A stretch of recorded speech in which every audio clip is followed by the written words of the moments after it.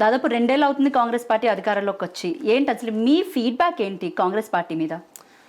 ప్రజలను మోసం చేసి అధికారంలోకి వచ్చారనేది స్పష్టంగా వాళ్ళు నిరూపించుకున్నారు. వాళ్ళు చెప్పింది 6 గ్యారంటీలు, 420 హామీలు, దేశంలో ఎక్కడా లేనటువంటి సంక్షేమం మేము చేస్తామని చెప్పి, అసలు దేశంలో ఇప్పటిదాకా స్వతంత్ర భారతదేశ చరిత్రలో ఎవరు చూడని అభివృద్ధి మేము తీసుకొస్తామని చెప్పి, ఇట్లా రకరకాలుగా మభ్యపెట్టి ప్రజల దగ్గరికి వెళ్ళి ఓట్లు కొల్లగొట్టారు. 10 ఏళ్ల బీఆర్ఎస్ పాలన తర్వాత ఎంతో కొంత ఇంత అద్భుతమైన పాలన అందించినా కూడా ఒక వర్గం ప్రజల నుంచి కొంత వ్యతిరేకత కానీ దాని యాంటీ ఇన్కంబెన్సీ అని వచ్చి ఏదో విధంగా కొంచెం ఉంటుంది. దానికి వీళ్ళు రకరకాల హామీలు గ్యారంటీలు ఇచ్చి ఇవన్నీ కూడా జతగలిసి కేవలం 10 ఏళ్ల పాలన తర్వాత కూడా 2 టర్మ్స్ తర్వాత కూడా కేవలం 1.85% ఓట్ షేర్తోని ఎక్కువ ఓట్ షేర్తోని ఈరోజు కాంగ్రెస్ పార్టీ అధికారంలోకి వచ్చింది. వచ్చిన నాటి నుండి ఇప్పుడే మేము అధికారంలోకి వచ్చినాము, మాకు కనీసం ఒక నెల రోజులు టైం కావాలి హామీలు అమలు చేయడానికి అని చెప్పి అన్నారు. తర్వాత 100 రోజులు కావాలన్నారు. తర్వాత సంవత్సర కాలం కావాలన్నారు. 2 సంవత్సరాలు గడిచిపోయింది. ఇప్పటిదాకా వాళ్ళు చెప్పినటువంటి హామీలు కావచ్చు, గ్యారంటీలు కావచ్చు, ఏవి కూడా నిలబెట్టుకోలేము అని చేతులెత్తేసినటువంటి పరిస్థితులు స్పష్టంగా చూసినాం.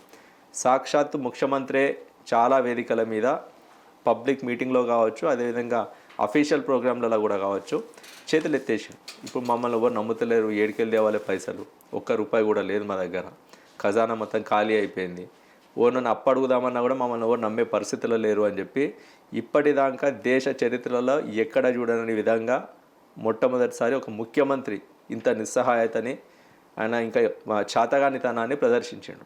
మేం చేయలేమని చెప్పి ఇంతకంటే స్పష్టమైన నిదర్శనం ఈ ప్రభుత్వం అన్ని గ్యారంటీలు సంక్షేమంలో అభివృద్ధిలో విఫలమైందని చెప్పడానికి ఇంతకంటే స్పష్టమైన నిదర్శనం మరొకటి లేదు. So this is completely a failure administration. ఏదో అట్లా నడిపించాలి కాబట్టి 5 ఏళ్ల టైం వాళ్ళకు ఉంది కాబట్టి, వాళ్ళకి అవకాశం ఉంది కాబట్టి, వాళ్ళకు వచ్చినటువంటి ఆ స్వల్ప ఓట్ షేర్తోని అధికారంలోకి వచ్చేది కాబట్టి బీఆర్ఎస్ పార్టీ ఎమ్మెల్యేలను కూడా కొంతమందిని వాళ్ళు నయానో భయాన్నో వాళ్ళ దిక్కు మలుపుకొని కొంచెం వాళ్ళు మెజారిటీ కూడా పెంచుకొని ఏదో విధంగా నడిపించే ప్రయత్నం చేస్తూ ఉన్నారు. నిజంగా కాంగ్రెస్ పార్టీ 2 ఏళ్ల కాలం పాటు ఫెయిల్ అనే అంటే క్లారిటీగా గ్యారంటీగా చెప్పగలుగుతున్నారా? నేను మిమ్మల్ని అడుగు, మీరు చెప్పండి. ఇప్పుడు నేను బీఆర్ఎస్ 10 ఏళ్ల పాలనలో చేసిన అభివృద్ధి ఏంది, ఇచ్చిన సంక్షేమం ఏంది, నేను చాంతాడంత పెద్ద లిస్టు చెప్తాను. నేను 2,86,000 కోట్లతోని దేశంలో ఏ రాష్ట్ర ప్రభుత్వము ఇవ్వనటువంటి సంక్షేమం బీఆర్ఎస్ ప్రభుత్వం ఇచ్చింది. అది ఎంత నాన్ స్టాప్ గంట సేపు నేను లిస్టు చెప్తాను. నేను బీఆర్ఎస్ పార్టీ చేసినటువంటి అభివృద్ధి, ఇన్ఫ్రాస్ట్రక్చర్ కావచ్చు, మిషన్ కాకతీయ కావచ్చు, కాళేశ్వరం లాంటి ఒక మన భారతదేశం గర్వించదగ్గ ప్రాజెక్ట్ కావచ్చు, వాళ్ళు రకరకాల కామెంట్ చేస్తూ ఉన్నారు, కానీ ప్రజలకు తెలుసు నిజమేందనేది.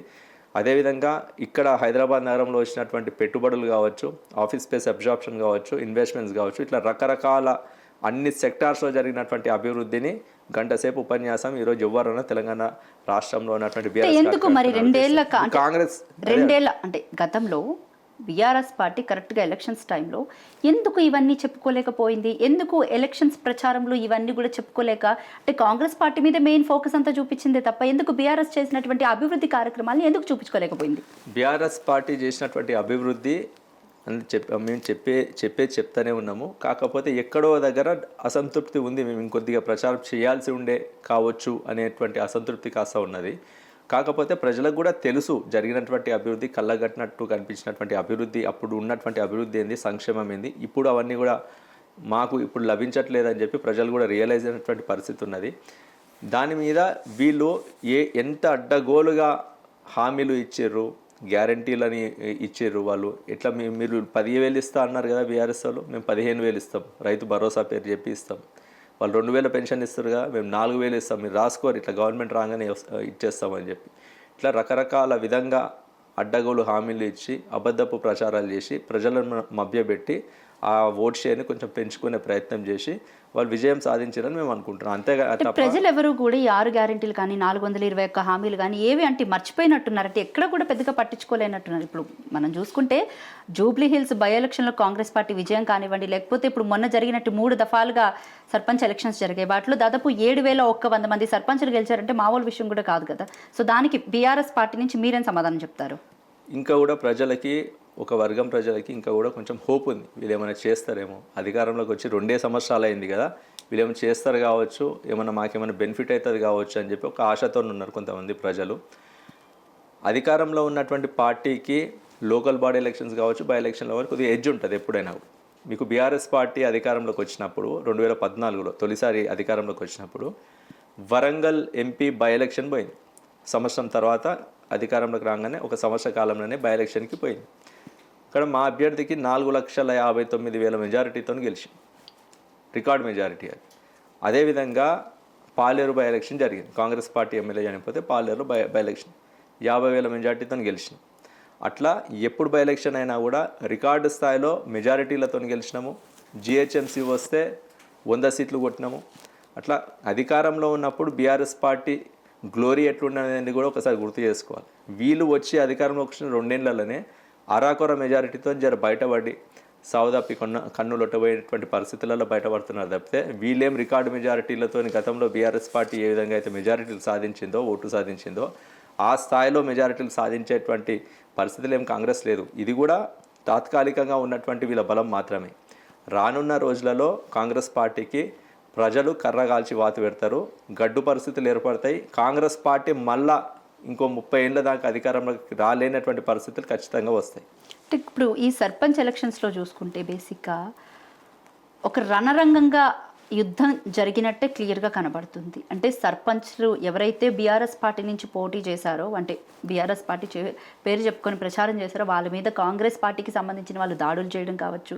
నిన్నగాక మొన్న యశోద హాస్పిటల్లో ఒక లేడీ, భారతి అనే లేడీ అడ్మిట్ అవ్వడం అందరికీ తెలిసిందే. ఆమె ప్రజెంట్ చావు బ్రతుకుల్లో కూడా ఉంది. ఇటు ఆదిలాబాద్, జగిత్యాల, రంగారెడ్డి, సంగారెడ్డి ఇలాంటి ఏ డిస్ట్రిక్ట్ వెళ్ళినా, ఏ గ్రామ పంచాయతీలు చూసినా కూడా ఇప్పుడు బేసిక్గా ఇదే హాట్ టాపిక్గా నడుస్తుంది. కాంగ్రెస్ వాళ్ళు బీఆర్ఎస్ వాళ్ళ మీద దాడులు చేయడాన్ని మీరు అసలు ఏ రకంగా చూస్తారు?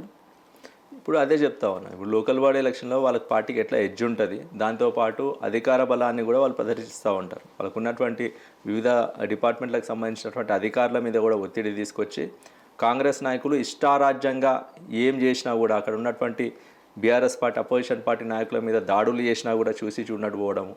అదేవిధంగా ఇదంతా కూడా వాళ్ళకి ఎక్కలేని బలాన్ని ఇస్తుంది.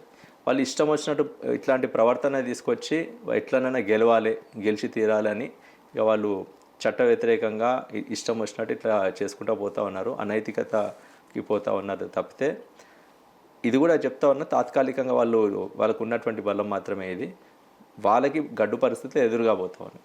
అంటే ఇటు బీఆర్ఎస్ పార్టీ కూడా ఈ సర్పంచ్ ఎలక్షన్స్లో దూకుడుగానే వ్యవహరించిందని చెప్పొచ్చు. అంటే చెప్పాలి అంటే కాంగ్రెస్ పార్టీకి ధీటుగా కొన్ని సీట్లు వచ్చాయని కూడా. అపోజిషన్ పార్టీకి రాష్ట్ర చరిత్రలో ఇది రికార్డు.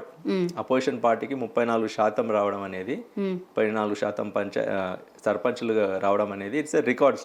ఇప్పటిదాకా ఉన్నటువంటి existing record only 21% of Congress party. అపోజిషన్లో ఉన్నప్పుడు వాళ్ళు 21% ఒకసారి సాధించారు. దాన్ని విత్ ఎ గుడ్ మార్జిన్ మేము ఎప్పుడో రికార్డు స్థాయిలో గెలిచామని చెప్తా ఉన్నాం.